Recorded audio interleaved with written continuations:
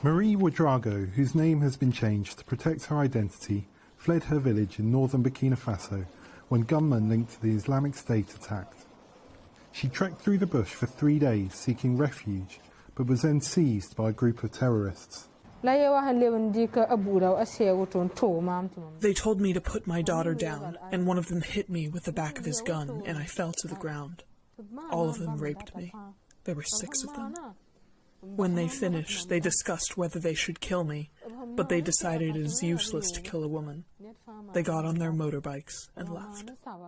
When she reached the relative safety of Kaya the next day, she was directed to the non-profit group Marie Stopes. Marie Stopes provides family planning for women in countries undergoing humanitarian crises like Burkina Faso's, which has displaced more than 1.3 million people. The woman from Marie Stopes immediately gave me some morning after pills and gave me advice as well. I was still traumatized. I could neither eat nor breastfeed my daughter. The lady encouraged me to eat the food she gave me and told me that my life is still worth living. Marie Stopes is primarily supported by British aid money, but Britain has cut its annual aid budget, and so have other countries such as Australia, Japan and Saudi Arabia. This will impact Marie Stopes in Burkina Faso. We think that with these cuts, these beneficiaries will be left on their own because we do not have the funding to be able to support them. And also, many of our support workers will be out of a job.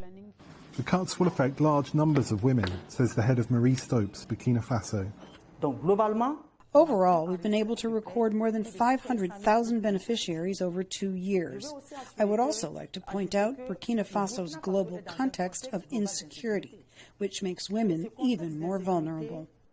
The largest international non-profits say the shockwaves of the cuts will be felt by people across Africa in all kinds of situations and will result in deaths. So for countries like the UK and others to be cutting their aid budgets during a global pandemic is extremely short-sighted, and we know it will put the fight back against poverty by many decades. So the UN Secretary General, for example, called these cuts a death sentence, and it really is that stark for many people.